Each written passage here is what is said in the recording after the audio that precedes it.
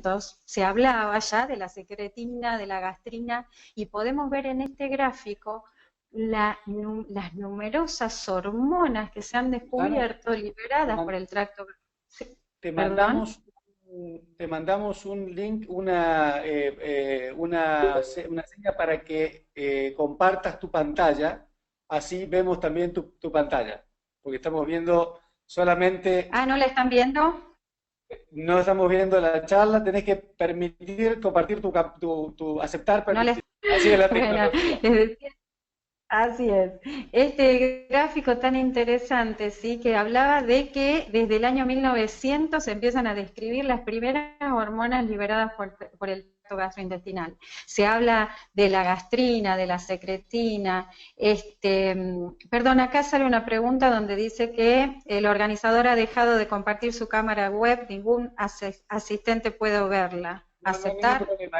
Es para que puedan ver tu presentación más grande y por eso Sí. sacamos la cámara web, cosa que se pueda ver la presentación. Estamos viendo No perfectamente tu pongo presentación. nada acá, pongo aceptar.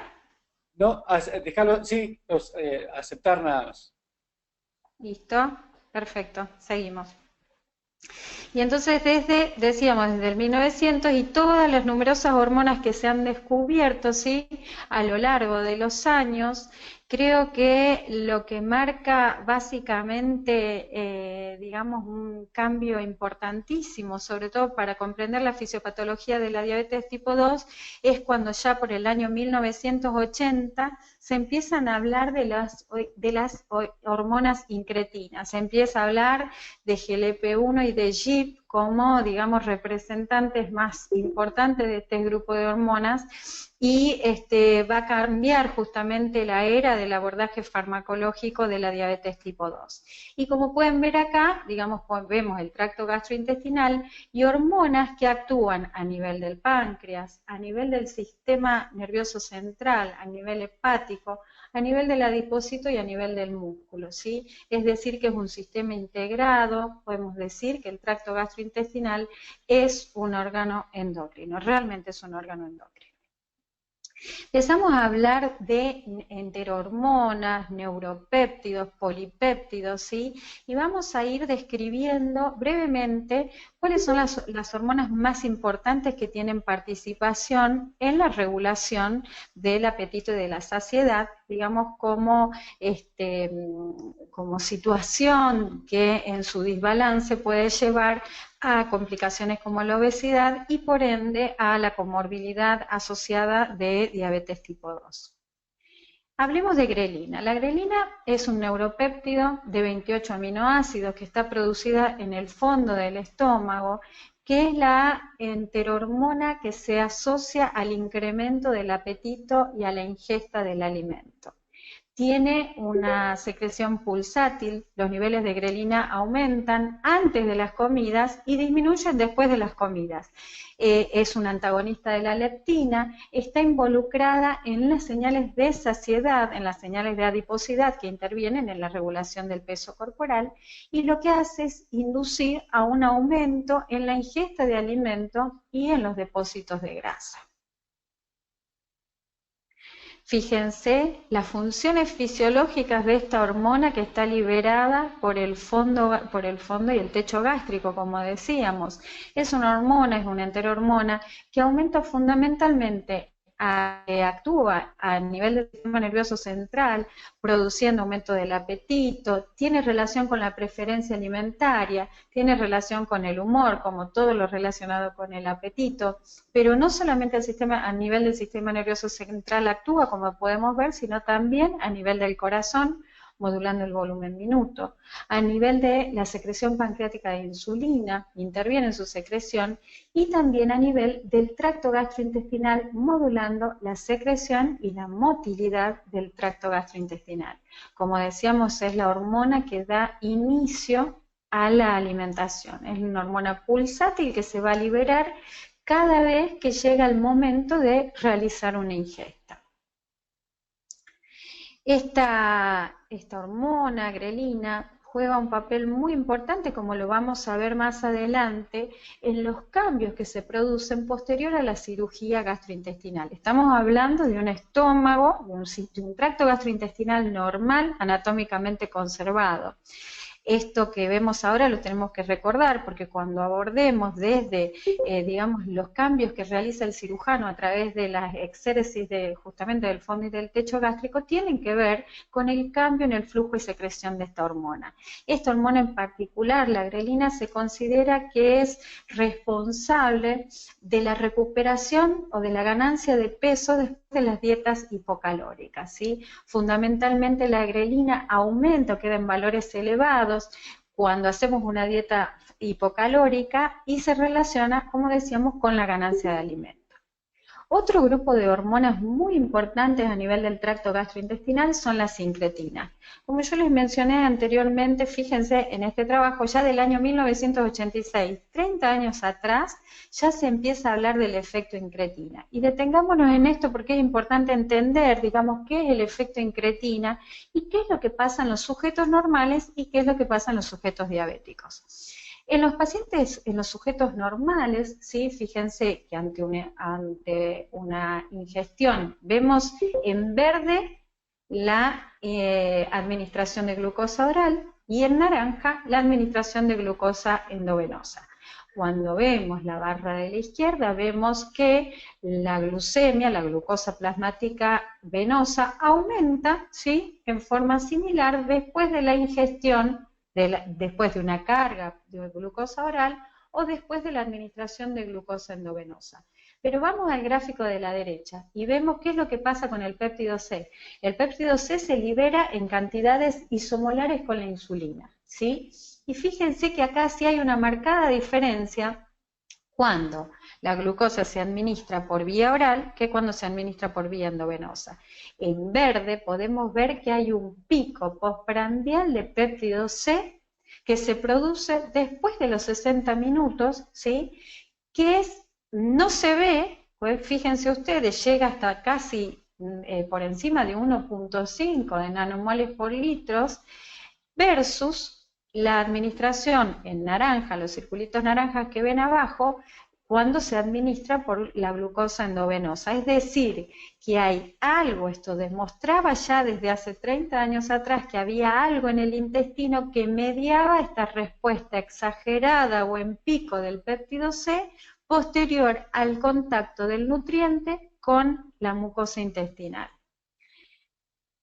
En este gráfico seguimos, pero ahora vemos la insulina. Como recién veíamos el péptido C en los sujetos controles o sujetos sanos, fíjense también cómo sube la insulinemia posterior a la ingesta de glucosa oral, es decir, al contacto de la glucosa con la mucosa intestinal, a diferencia de lo que pasa cuando la damos endovenosa, donde se produce una curva más plana, ¿sí? Mucho más aplanada.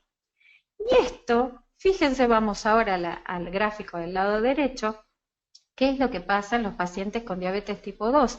Ya también hace más de 30 años se hablaba de que los pacientes con diabetes tipo 2 tenían una respuesta anormal, es decir, que lo que normalmente funcionaba en los sujetos controles, produciendo este pico de péptido C y este pico de insulinemia posterior a la ingesta, al contacto del nutriente con la mucosa intestinal, no sucede en los pacientes con diabetes, está aplanado, es decir, que la enfermedad, que la fisiopatología de la diabetes tipo 2 ya comienza con el contacto del nutriente con el intestino, mucho antes de que llegue a la disfunción de la célula beta, particularmente en diabetes tipo 2.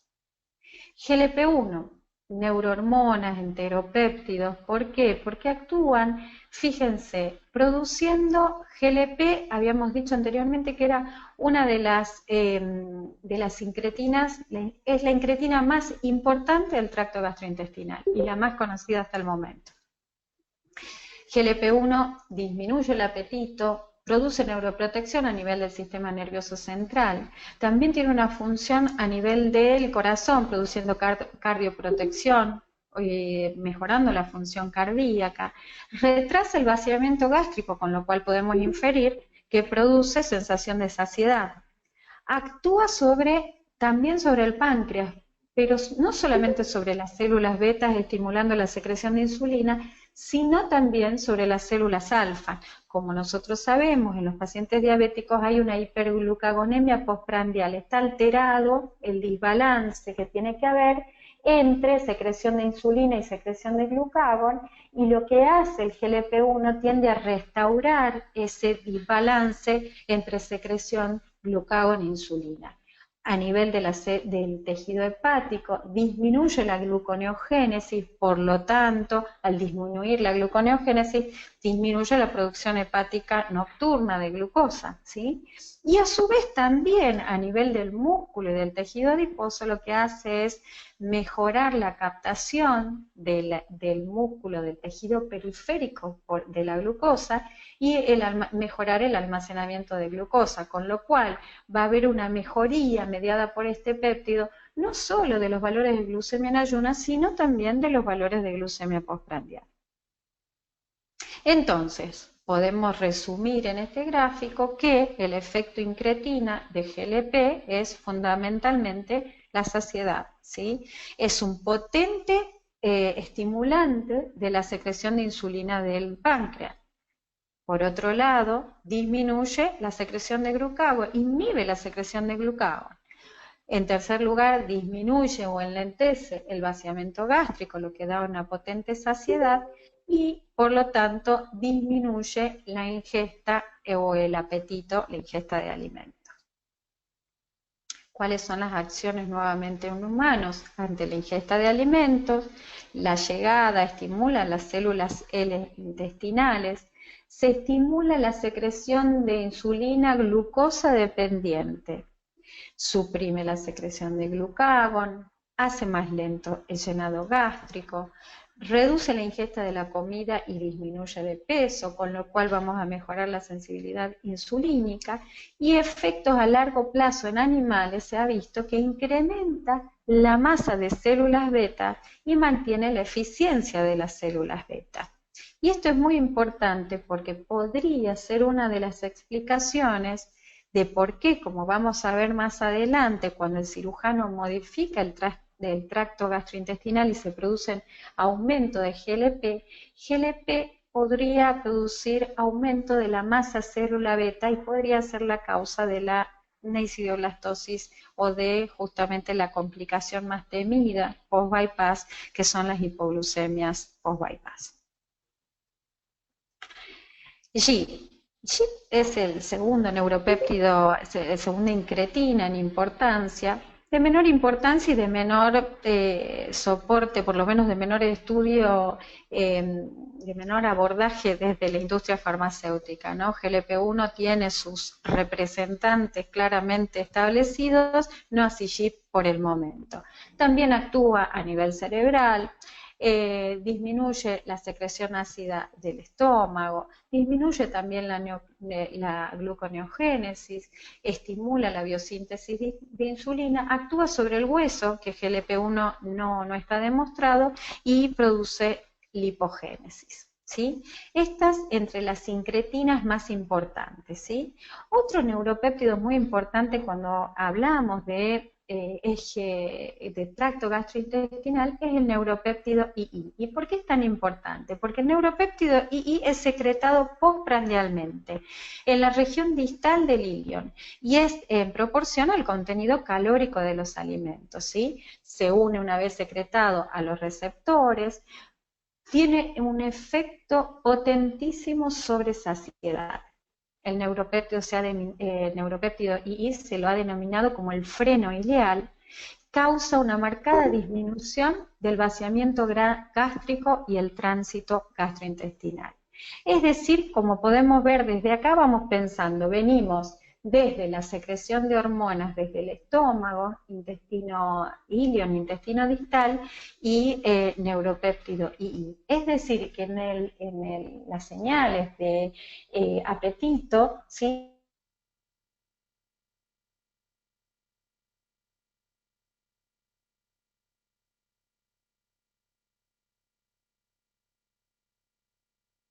Susana.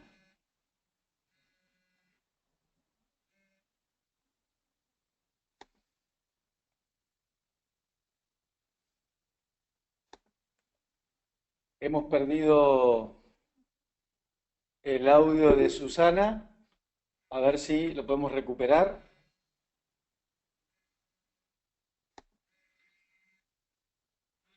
Un minuto, por favor. Vamos a ver.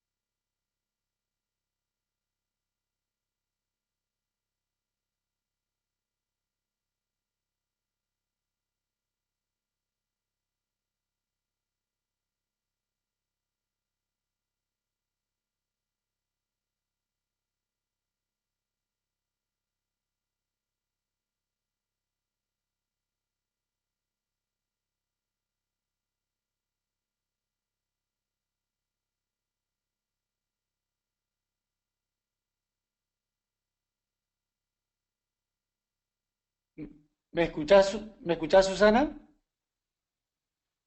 Nosotros no te escuchamos. Ahora, acá dice que Perfecto. sea... Ahí ¿Sí? está, perfecto. Ahí está. Perfecto. Estábamos con el slide de mensaje mixto, El anterior. el anterior.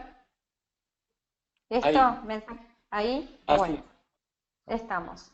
Como decíamos, hay un mensaje mixto, ¿sí? En el inicio y en el cese de la alimentación, que podemos decir que está mediado fundamentalmente por la sincretina, GLP-1, G, por grelina, por neuropéptido II.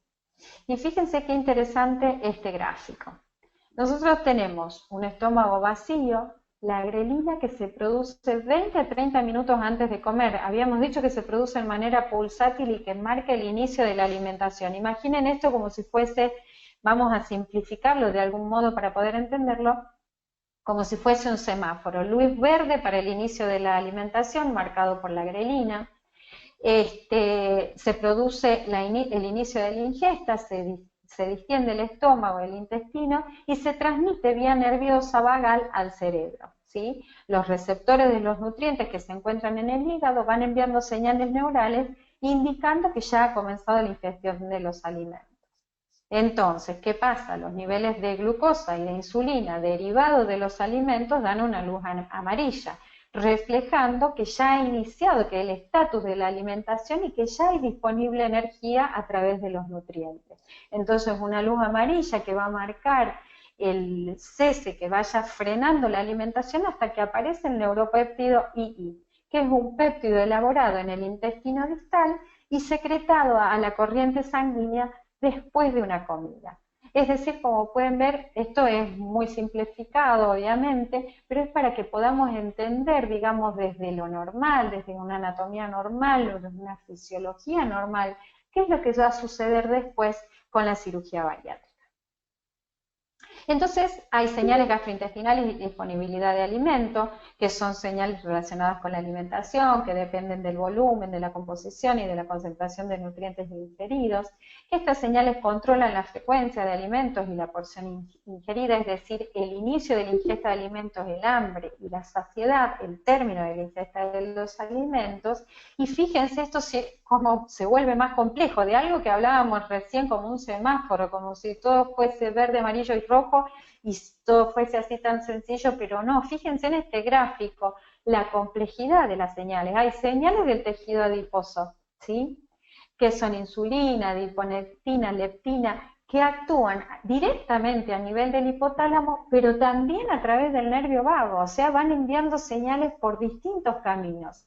A nivel del tracto gastrointestinal, las hormonas que hablábamos anteriormente, grelina, oxitomodulina, neuropéptido II, GLP-1, que también tienen efecto directamente a través del nervio vago y a su vez también a través del sistema nervioso central por las señales humorales. O sea que esto del control del apetito es mucho más complejo que lo que yo les mostré en este semáforo, ¿no? Para tratar de graficarlo.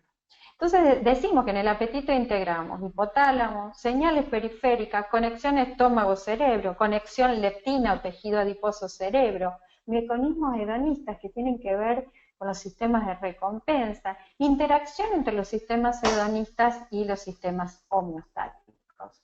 Entonces, para poder ir cerrando esta parte, vamos a decir, reconocer que hay péptidos estimulantes de todos estos neuropéptidos que venimos hablando e inhibitorios de la ingesta.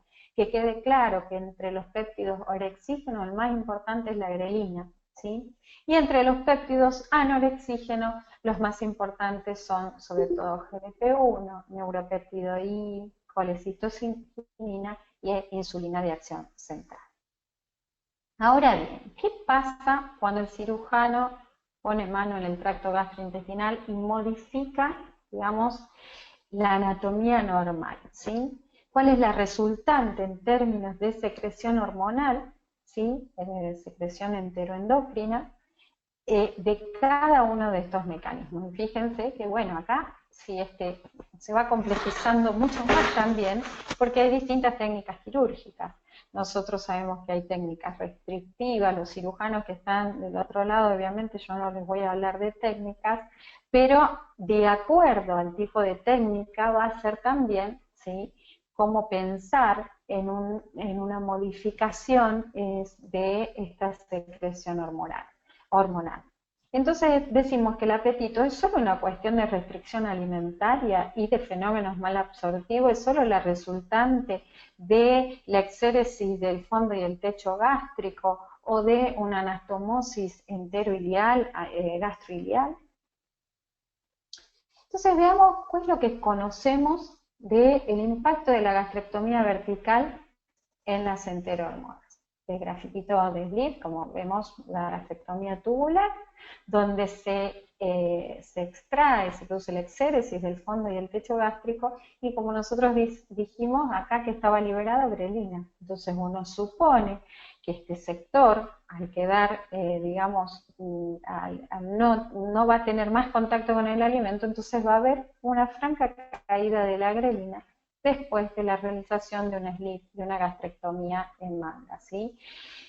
Y en este gráfico, ¿qué es lo que vemos? El impacto de la gastrectomía tubular, pero en el tiempo, en cuanto particularmente en remisión de la diabetes, la remisión es lenta, más bien relacionada a fundamentalmente el descenso de peso, mejora la sensibilidad insulínica desde ya, está mejorada la secreción de insulina, también están aumentados los valores de GLP y los valores de neuropéptido II, como lo vamos a ver más adelante, y también vamos a ver por qué estarían aumentados GLP si no es una cirugía mixta o malabsortiva.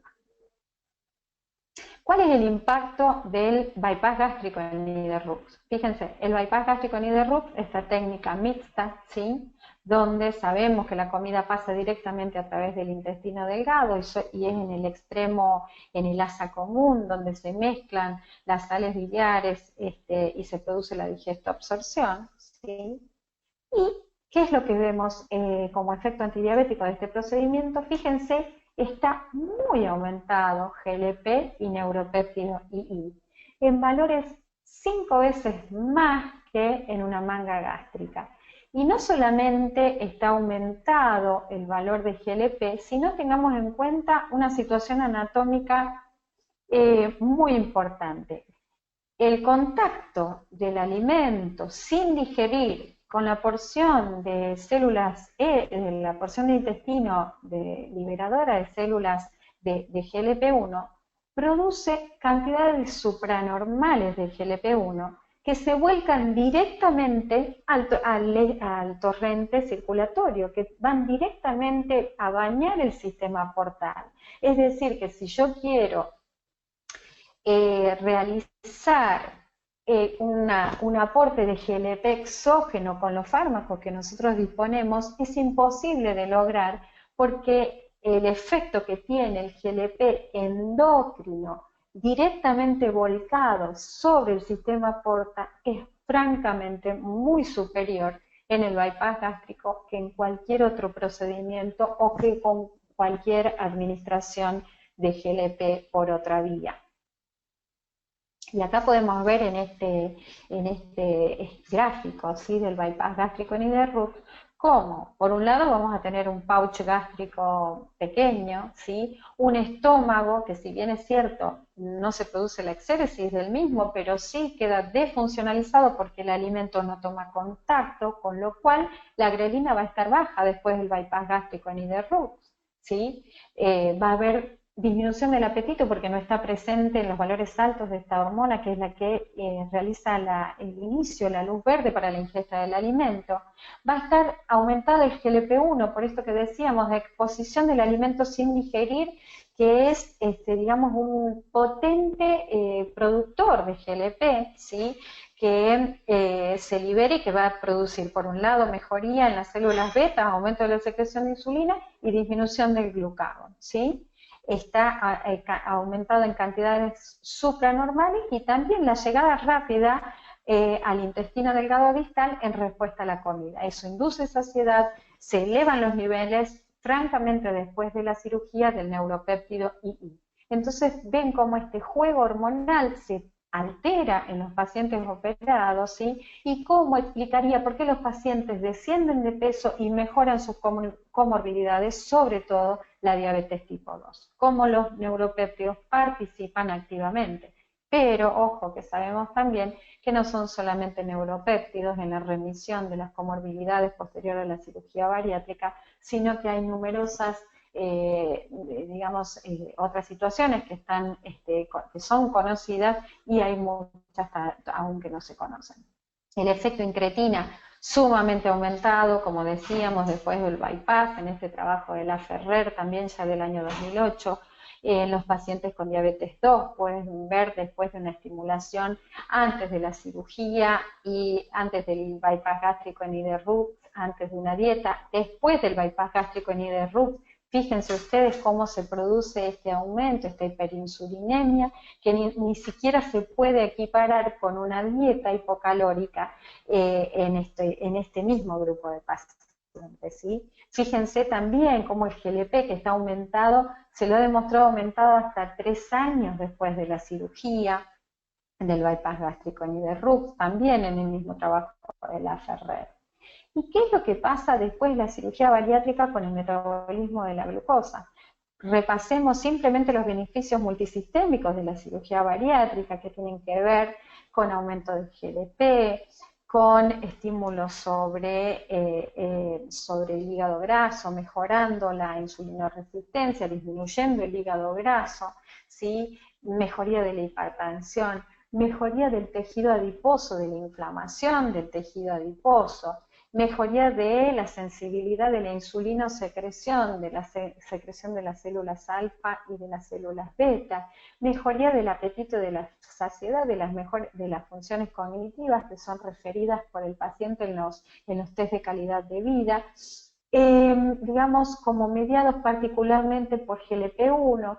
Nosotros en azul podemos ver aquellos mediados por neuropéptido y alteración de ácidos biliares o alteración del intestino de la microbiota intestinal, que es un tema sumamente apasionante, que también tiene que ver y que son los cambios que se producen posterior a la cirugía y que tienen relación directa con los beneficios multisistémicos de la misma, y todo lo que tiene que ver obviamente con lo mecánico del descenso de peso, que simplemente vamos a nombrar, la mejoría de la osteoartritis, de la apnea obstructiva del sueño, del reflujo y demás, ¿sí? ¿Qué es lo que pasa particularmente con GLP? Simplemente repetimos, ¿sí? Esto ya lo hemos visto, GLP actuando sobre todos los distintos órganos y sistemas como una enterohormona que tiene impacto a nivel cerebral, pancreático, a nivel del corazón, a nivel del hígado, ¿sí?, y a nivel del tejido periférico. Y fíjense en este gráfico, ¿sí? Esta es una publicación de Physiology, un trabajo hermosísimo de Physiology, donde podemos ver por qué GLP-1 está aumentado en los dos mecanismos. Si es sleeve gastrectomy, no es una técnica malabsortiva, sino es puramente restrictiva. Y fíjense, en negro tienen, digamos, cómo podemos ver que hay un tránsito acelerado, llegan nutrientes sin digerir rápidamente al intestino distal y eso es lo que produce y explica la secreción de GLP-1 aumentada después tanto del SLIP como del bypass. Pero, ¿qué es lo que pasa? Es mucho más potente el aumento de la secreción post-bypass que post-sleeve gastrectomy. Pueden ver acá cómo, digamos, la concentración de nutrientes sin digerir estimula el calcio del enterocito y eso produce la exocitosis a la luz intestinal de GLP-1. Otro tema importante es qué pasa con el tiempo. En un slide anterior decía que era diferente el tiempo en el que se producen los cambios y en el que se van produciendo estas oleadas de enterohormonas posterior a la cirugía. Y fíjense qué interesante acá. Como podemos ver, en la primera semana posterior a la cirugía ya tenemos marcado aumento de GLP, pero en este caso también tenemos una dieta hipocalórica sumamente restrictiva, entre 300 o 400 calorías para un paciente que venía comiendo al menos 3000, no obviamente en el preoperatorio inmediato, pero sí, digamos, un paciente acostumbrado a una ingesta de 3000, 4000 calorías, en un postoperatorio inmediato lo llevamos a 300 o 400 calorías con suerte, entonces va a haber una disminución marcada de la insulina resistencia hepática, ¿sí?, que tiene que ver con la restricción calórica, pero desde el momento cero hay aumento de GLP, desde el momento cero, sin que haya aumento, sin que haya descenso de peso. Eso pasa en las primeras semanas, fíjense en los meses siguientes, cómo a medida que va desgrasando ese hígado, el paciente va disminuyendo de peso, pero va pasando algo muy importante también, que es la mejoría de la insulinosensibilidad periférica, porque así como en el primer momento se pierde el hígado, se pierde el tejido graso del hígado, en un tiempo más alejado lo que se pierde es el tejido graso del músculo. Entonces, por un lado el hígado funciona mejor, disminuyendo gluconeogénesis, y a lo largo del tiempo el músculo funciona mejor, absorbiendo la glucosa circulante. Entonces se van compensando los mecanismos, pero fíjense cómo es distinto a medida que pasa el tiempo. Obviamente, cuanto mayor descenso de peso, mayor mejoría de la insulinosensibilidad periférica. Hay otros factores glucorreguladores que no son GLP-1, como veíamos anteriormente, como mencionar el neuropéptido I, la grelina, otros factores mediadores de glucosa, las alteraciones de la microbiota y la alteración de la circulación de los ácidos biliares. Entonces, en resumen, podemos decir que hay dos mecanismos que contribuyen a la mejoría del control glucémico en el postoperatorio inmediato: el aumento de la sensibilidad hepática a la insulina, la mejora en la función de la célula beta asociada a la secreción postprandial de GLP-1 como incretina importantísima. Al progresar la pérdida de peso mejora la sensibilidad periférica a la insulina y hay cambios en la recirculación y concentración de ácidos biliares que se traducen en cambios de la comunidad microbiana intestinal.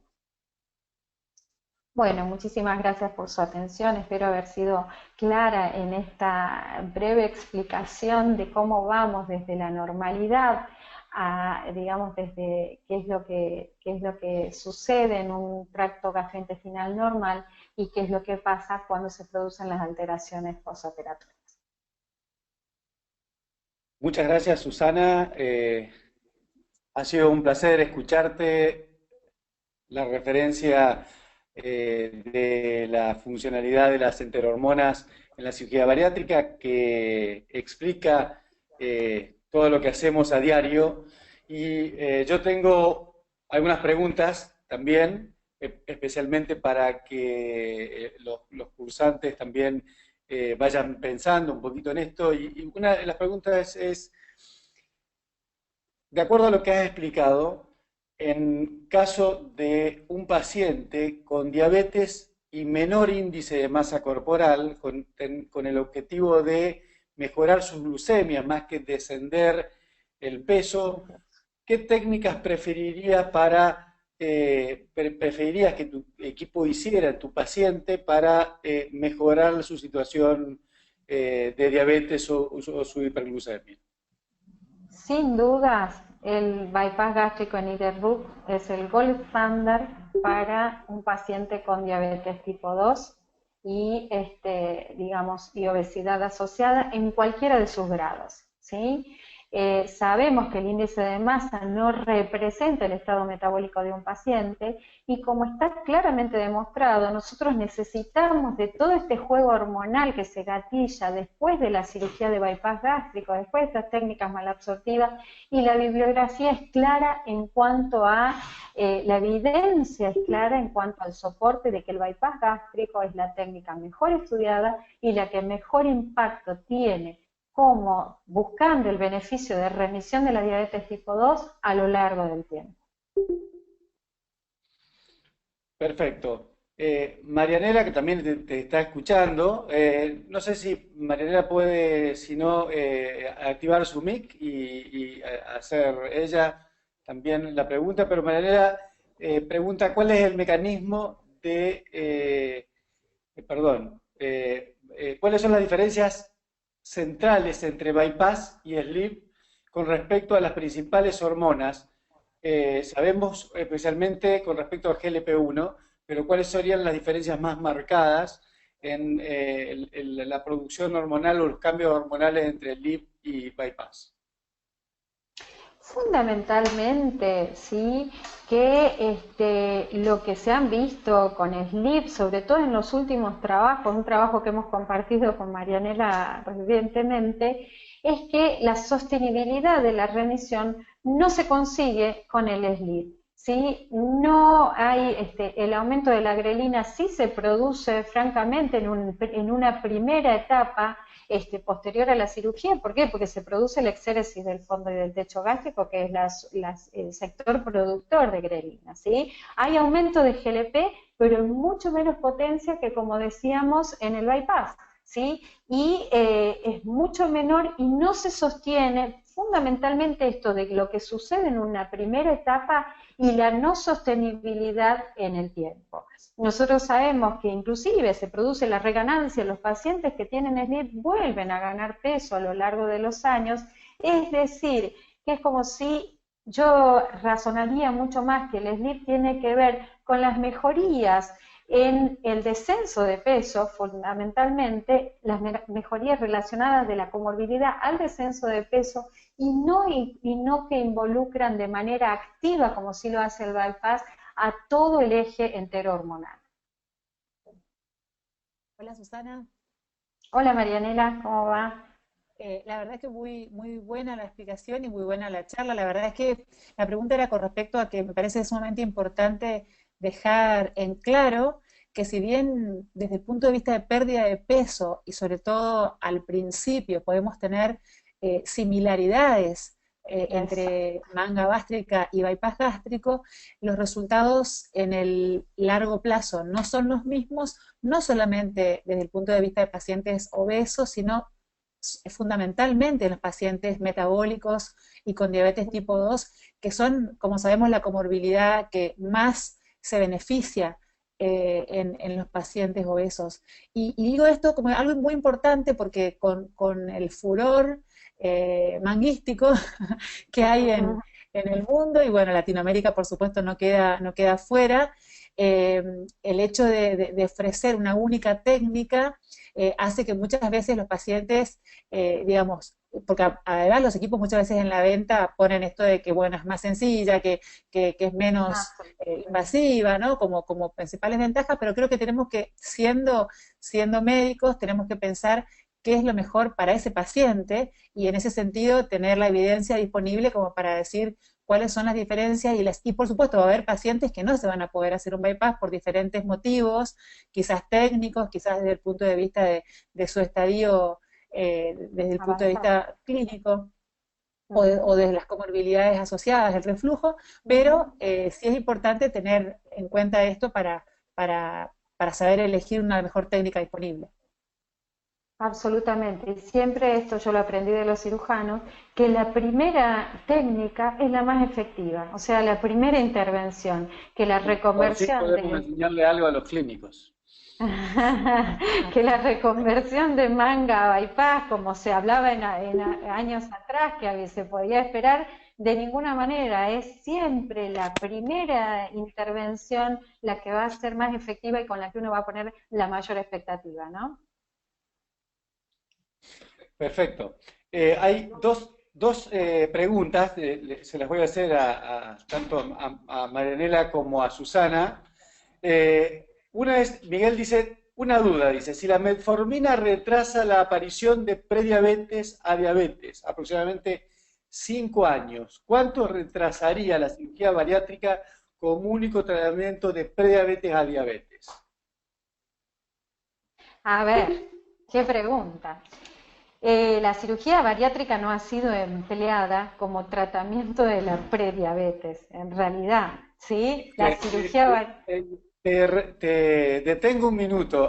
sí, En la charla anterior que dio Ricardo claro. Cohen, Almino preguntó lo mismo y dijo, ¿y por qué no lo vamos a usar en prediabetes? A ver, seguí con tu respuesta, por favor. Sí, a ver, no ha sido usada como prediabetes, como tratamiento de la prediabetes. Lo que pasa es que estamos hablando de dos cosas distintas. A ver, cuando nosotros abordábamos cirugía bariátrica, abordábamos al paciente obeso por obesidad. Ahora estamos hablando de cirugía metabólica y estamos abordando a un paciente por diabetes. Los objetivos son diferentes, ¿sí? Y los pacientes son diferentes. Entonces, podremos decir cuánto retrasamos la evolución mucho después, cuando pase el tiempo y cuando la evidencia científica nos diga que. Si nosotros tenemos, recordamos el gráfico de De Fronzo dice que desde el momento que nosotros hacemos el diagnóstico de diabetes, ¿sí? Ya hemos perdido el 50% de la masa de células beta funcionantes. O sea, ubiquémonos en este momento. Nosotros al diagnóstico ya hemos perdido el 50% de células beta funcionantes.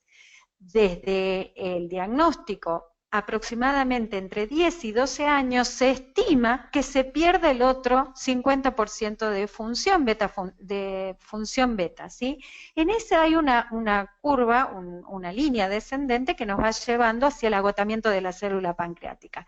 Yo en este punto soy como bastante, puedo decir, a ver, provocativa, porque yo pienso lo siguiente, si uno hace una intervención a un paciente diabético, cuando hablamos de cirugía metabólica, ¿sí? Nosotros quizás podemos detener esa evolución, esos 10 o 12 años podemos amesetarlos, porque como dicen los trabajos de Londres, el paciente puede mantenerse 8 años aproximadamente libre de enfermedad. Entonces nosotros pudiésemos estar pensando, estamos ante una intervención que no controla los síntomas de la enfermedad, como por ejemplo cuando hablamos de hipoglucemiantes orales que los utilizamos para descender la glucemia, sino estamos hablando de una intervención que modifica el curso de una enfermedad que hasta ahora era impensado. Entonces creo que ahí está digamos, lo fascinante de este punto donde estamos parados, porque es la primera vez que nosotros podemos decir que podemos amesetar, modificar, podemos hablar como se hablan con las terapias biológicas, ¿no? Actualmente, sobre todo en enfermedades reumatológicas, de intervenciones que modifican el curso de la enfermedad, no que aparte de tratar el síntoma, como un citostático, como un biológico, ¿sí? Quizás la cirugía puede ser una intervención modificadora de un curso natural de la enfermedad. De todas maneras, me parece interesante recordar los resultados del SOS, Claro, donde sí, sí, además de evaluar la remisión de diabetes, evaluaron la progresión a diabetes de sí. novo en 15 años. Y lo que ellos vieron es que en pacientes que se habían hecho la cirugía tenían una incidencia de diabetes de novo de 6,4 pacientes cada 1000 pacientes en 15 años Sí, versus 28 pacientes cada 1000 pacientes en 15 años. O sea que hubo claro, sí. una gran reducción de la aparición de diabetes de novo en pacientes operados versus pacientes no operados. Recordemos que es un estudio longitudinal, prospectivo, muy importante, pero no es Claro, randomizado, controlado, para los que no conocen el SOS. Claro, sí, pero también pensando en el SOS, digo, solamente el 13% de los pacientes del SOS tenían bypass. Entonces, cuando lo pensamos desde un abordaje específicamente, desde una mirada específicamente diabetológica, como es la que yo tengo, digo, bueno, pero en ese grupo hay otros pacientes que tienen que ver más con el descenso de peso por las técnicas que se han utilizado que con todo este movimiento hormonal que se da con una técnica mixta como es el bypass. Por eso creo que, digamos, estos valores son valores que quizás son aún inferiores desde el punto de vista de lo que podríamos esperar en pacientes con bypass gástrico en más cantidad, ¿no? En este caso hubo pacientes, muchos pacientes con gastroplastia vertical bandeada, muchos con banda gástrica y como vos decís, Claro, la minoría sí. con bypass gástrico, pero creo que esta gran diferencia que fue estadísticamente significativa que se observó en pacientes que desarrollaron diabetes de novo, es muy alentadora desde el punto de vista que en pacientes que a lo mejor tengan mayor grado de resistencia insulínica, sería interesante evaluar la posibilidad de llegar antes, justamente por lo que decías de que las células beta se pierden mucho antes del diagnóstico, ¿no? Y que llegamos al Absolutamente. diagnóstico muchas veces 5 o 10 años más tarde. Sí, sí, sí, es así, estoy de acuerdo. Les paso una pregunta más. Marcelo Galovich de Chaco pregunta, ¿cuál sería el motivo de un paciente con bypass gástrico hace un año aproximadamente, antecedentes de insulinoresistencia, y ahora tiene cuadros de hipoglucemias postprandiales y reganancia de peso leve, endoscopía con pouch y anastomosis normal? Yo sé que ambas tienen experiencia en este tipo de pacientes, así que, ¿cuál sería el consejo o las respuestas que le darían a Marcelo? Creo que primero Eh, que nada habría que ver si las hipoglucemias son hipoglucemias de ayuno o si son postprandiales. Eso es sumamente importante, ya que si son hipoglucemias postprandiales, estaremos hablando posiblemente de hipoglucemias hiperinsulinémicas relacionadas con la cirugía en sí, se dan en general 2 a 3 horas después de la ingesta y en general mejoran en su gran mayoría con eh, la, eh, el mejoramiento de la dieta, el fraccionamiento de los carbohidratos de la dieta y por supuesto eligiendo el tipo de carbohidrato para reducir la carga glucémica. En esos casos en realidad lo que hacemos es para diagnosticar una curva de tolerancia a la glucosa extendida a 180 minutos para poder detectar esa hipoglucemia a menos de 45 en los 180 minutos. Pero si el paciente tiene hipoglucemias de ayuno, tenemos que evaluar una producción endógena de insulina que quizás no esté relacionada específicamente a la cirugía, sino que haya otro origen, y para eso deberíamos hacer otro tipo de estudios, muchas veces llegar a estudios por imágenes, pero yo creo que yendo a lo más común, hacer una curva extendida sería, y por supuesto demostrar la ocurrencia al mismo tiempo de la hipoglucemia con la hiperinsulinemia, ¿no? O digamos, una insulinemia excesivamente elevada o no tan baja para lo que debería ser una hipoglucemia. Pero creo que es esencial hacer un correcto diagnóstico para no empezar a hacer cosas como al aire, ¿no? ¿Qué te Ujú. parece, Y Susana? sí, pensemos también que esto que plantean son situaciones que se dan en pacientes no diabéticos previamente, como él está contando, un Totalmente. paciente con insulinoresistencia no diabético y estas situaciones de hipoglucemia se dan más frecuentemente en estos pacientes que en los pacientes que eran diabéticos antes, probablemente porque cuando llegan a la cirugía ya han perdido mucho de su capacidad beta funcional, entonces lo que se restaura no supera su necesidad. Lo que sí puede suceder en algunos casos de pacientes que no eran diabéticos previos a la cirugía. Y algo interesante es que muchas veces hacen neuroglucopenia. Entonces son pacientes, digamos, de riesgo desde el punto de vista que hay que detectarlos en forma apropiada. No siempre el paciente lo relaciona con la cirugía, no siempre lo relaciona, a veces hace consulta con el neurólogo, es decir, es importante que el equipo esté alerta con respecto a que estas cosas pueden suceder, cuáles son los Sí, síntomas, cuáles son los signos, cómo estudiarlos y cuál debería ser el abordaje, porque como bien decís, son situaciones que no son tan infrecuentes. exacto. Y eso, entrenar a los pacientes, sobre todo porque no son pacientes diabéticos. Los pacientes Así es. diabéticos vienen entrenados en manejo de hipoglucemia, tanto de hiper como de hipo. Alguna vez lo han sufrido, sobre todo los que están severamente enfermos. Pero los pacientes no diabéticos no conocen una hipoglucemia y entonces justamente es en ese grupo que creo que, digamos, se tiene que hacer un entrenamiento en el reconocimiento de síntomas, en la detección precoz y en el abordaje justamente precoz también, para evitar accidentes de tránsito, por ejemplo.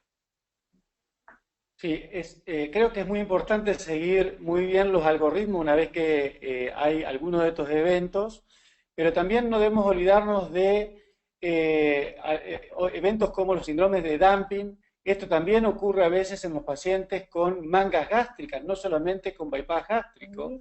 Y también tenemos que pensar, como también lo esbozó Marianela, en las posibilidades de la función endógena como insulinoma. Nosotros tenemos en 1500 cirugías aproximadamente descubiertos 2 insulinomas en los pacientes, en nuestro grupo de pacientes. Sí. Por lo tanto, que muchas veces no son sencillos de descubrir, porque son pequeñas lesiones. El último de ellos lo hemos descubierto por una ecoendoscopía gástrica, porque resonancia, tomografía, ecografía, todo normal, y gracias a la sospecha del equipo hemos podido hacer el diagnóstico solicitando un estudio de mayor resolución, pero eso es muy importante tenerlo en cuenta. Así es, así es. Bueno, no sé si hay alguna pregunta más, o Marianela y Susana quieren agregar alguna otra cosa más a la charla, que ha estado espectacular. Por mi parte, espero haber aportado claridad. Bueno, entonces, si no hay otras preguntas, vamos a Me dar por parece terminado. interesante Sí, invitarlos a leer el consenso de cirugía metabólica. bien. No se te escucha, Marianela.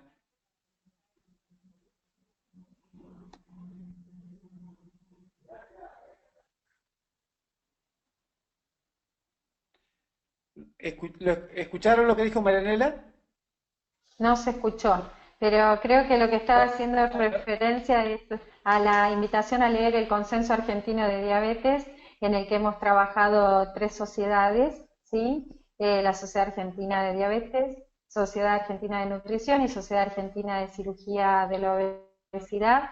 Está publicado en el link de la Sociedad Argentina de Diabetes, solo tienen que entrar a la página de la Sociedad Argentina de Diabetes y van a tener acceso a este documento sumamente importante, donde fundamentalmente hemos trabajado en la selección de los pacientes y en el abordaje prequirúrgico y postquirúrgico de este grupo particular de pacientes. Perfecto, sí, creo que fue un gran trabajo y me parece que la lectura del consenso va a ser de gran ayuda a quienes se están iniciando en cirugía metabólica y quieren conocer un poco más sobre esto. Bueno, muy agradecido, Susana, de mí, por mi parte y de todo el equipo de YouLearning por tu charla. Gracias, Marianela, como siempre, por los aportes. Gracias a todos los que están participando del curso y los esperamos el próximo jueves a las 19 horas. Susana, si querés estar también, sería un gusto que participes, así como lo hacen Marianela, Pilar y toda la gente que está siempre en la parte académica de cirugía bariátrica y metabólica. Muchas gracias a todos y los despido. Muchas gracias, buenas noches chicos, adiós, Buenas hasta noches. luego, hasta luego.